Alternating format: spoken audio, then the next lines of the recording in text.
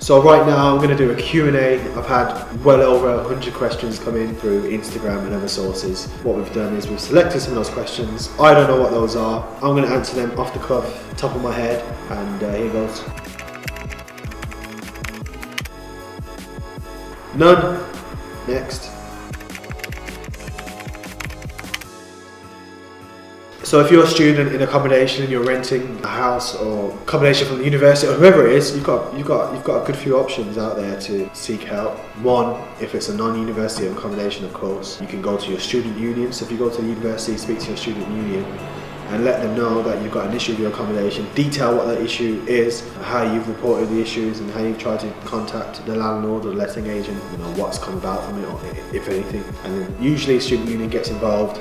Beyond that, you can definitely go and speak to your council if there's major issues in the property that haven't been dealt with. Once the council get involved, it gets real messy, and as a landlord or letting agent, you pull it into gear. So council, in extreme cases, go to your student union first. Speak to the landlord, call them up, ask for a meeting in person, go to the office of the letting agent. So there's a bunch of things you can do without necessarily escalating it. What I've found with some students or tenants in the past is that some will take it probably too far initially when they don't need to, and I think it actually works against you, because really you want to be working with the landlord and letting agent because you're on the same side. They've got accommodation that they're renting to you, you're a customer, so they should really want to provide you with really good accommodation. So try and resolve it first and then escalate it, because there's nothing worse than having animosity then with your letting agent or landlord when it could have all been avoided. So I'd say try and speak to them first, write a letter, an email, address your concerns. Don't be arsy about it, because I've seen those kind of emails. It doesn't help.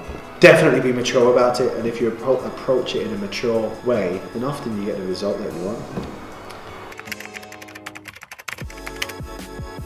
If you want to save for a mortgage deposit and you're struggling, look at your expenses. Is there anything that you don't need in your expenses? Reduce them as much as possible. Are you currently living outside of your parents' house maybe, and your parents would be more than happy for you to live at home? Or could it make sense for you to leave your current accommodation or house or place that you're probably renting and go and live back home with your parent? There's nothing wrong with that. I mean, I've done that. Go back home, save money. So that's one way. So reduce your expenses one way, but maybe even more important than that is try and increase your income. So is there things you can do on the side? Is there a little business you can set up? Are there things that you can sell that you own that you don't use, like maybe clothes or shoes or gadgets or any other things that are material that maybe you don't use anymore that you can sell? That's a good way to raise some extra cash. Or do some little extra jobs on the side. Look at Gumtree, put yourself out there as someone that can offer help in clearing gardens or other little tasks that people may need. There's plenty of ways out there to earn money. Put yourself on Fiverr, put yourself on Upwork as a freelancer, maybe you do design on the side. There's some skill or skill set that you have that you can utilize to help somebody else to get paid for. It doesn't have to be your main professional career. If that earns you a bit of money that you can then use to put towards your deposit, then you're onto a winner. I'm not well positioned to have anyone be my apprentice, and I've still got a lot to learn. I couldn't serve you properly as my apprentice, although I suppose it's quite flattering actually. But no, sorry. 25, being 25, that doesn't mean a thing. What does that mean? I mean, if you're young, if you're saying, oh, I'm young, then perfect, you're in a perfect position. 25 is a good age, I'd say, because I think at that age you can be taken more seriously. If you're going to go out and try and buy a property, then maybe an 18-year-old. I mean, that doesn't stop an 18-year-old doing anything, but I think you're in a great position to go out and learn and maybe get a mentor and get some great experience before you start investing your own money or somebody else's money. I started a lettings management company back when I was a student in university in my second year. And then when I graduated, I'd done it full time. Worked with a bunch of landlords over the course of a few years, and developers, let their properties, manage them. Worked for some very large providers in the purpose-built student accommodation market, and led to thousands of students over the years. So I had a lot of experience in lettings and management, and that put me in good stead then to then do my own deals. So when I went and out there to go and find deals, I could then partner up in joint venture with people that I met, people that I know through my career, if you like. When I went to go and do a deal, I was well positioned. I knew how the accommodation should look, how it should be designed, where it needs to be located, and the rest of it. So I had all this knowledge, so it was more about applying what I already knew to my own development basically and securing the deal. So it's more about getting experience and leveraging the experience you have, and where necessary partner up with people in joint venture, people that you can trust, and do it that way. Again, it's about us learning as much as possible. Age doesn't matter. They can be great because it allows you to get financing quickly. You don't need sometimes the criteria, or often the criteria isn't as stringent as, say, trying to get a long-term buy-to-let mortgage or a term loan. So bridging is good for that. Downside is that it's very expensive, so the legal fees and the evaluations and the rest of it add up very quickly. So to try and get a bridging loan product, it's very expensive to do. There's benefits and there's drawbacks. If you've got cash to do the transaction, and that's always a great way. It won't impact you tying up that cash, and obviously it's preferential to do the cash purchase because there's less costs involved and you can do the deal a lot quicker. Good and bad, just do the numbers first, make sure it all stacks up and that you're happy with the cost and that the costs work in the deal, and that you've got an exit. What's the exit going to be? Can you reliably and comfortably exit the transaction so you're not going to incur some crazy interest or be forced to sell the asset at the end of that bridging finance period.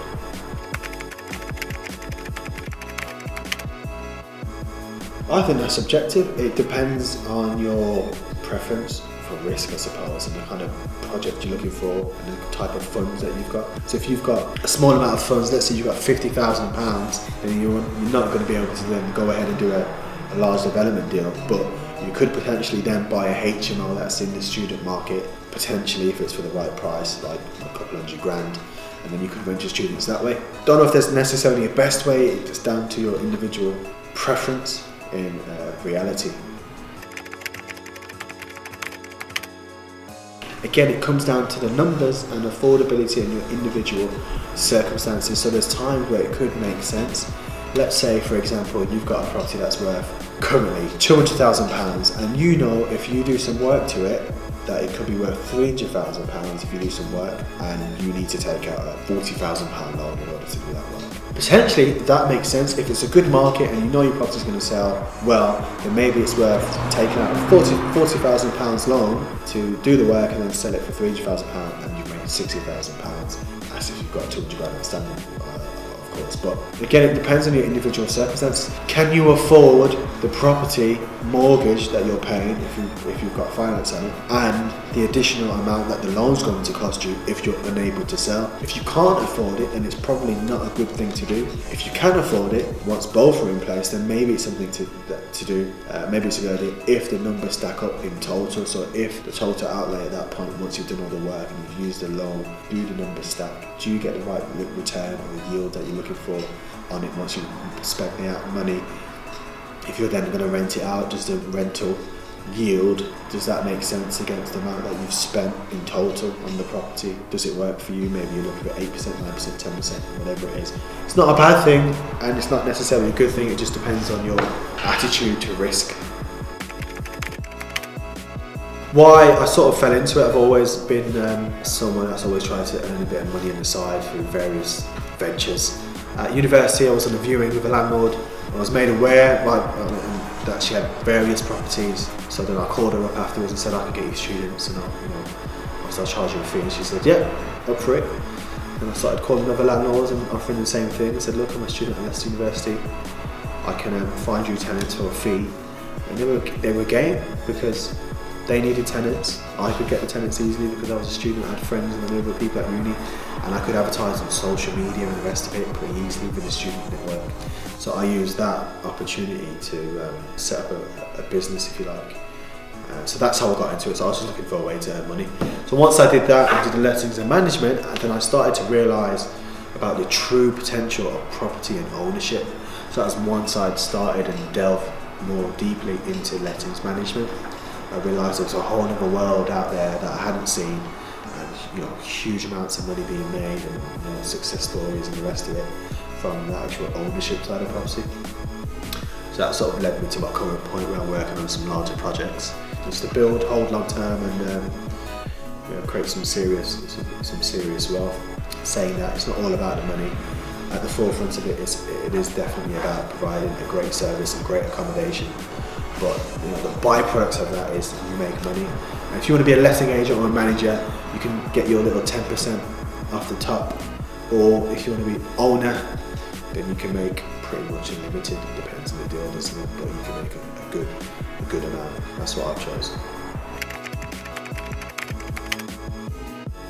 I specialise in purpose-built student accommodation projects, so the abbreviation is PBSA and PRS, which is private rented sector. I've chosen those because I'm able to find a site, get planning permission on it, and build an apartment block that consists of, it's either for students or it's for generally professionals or families, so it's a block of apartments. I've gone on that route because one, I can get central locations, so I know there's high demand in central locations like in town centres like Birmingham City Centre, where I've got a bunch of deals. The block, I like having it block and contained because operationally there's efficiencies to be had. People are all in one place, there's one point of contact. You can go around, view all the apartments or a bunch of apartments in one go if there's viewings.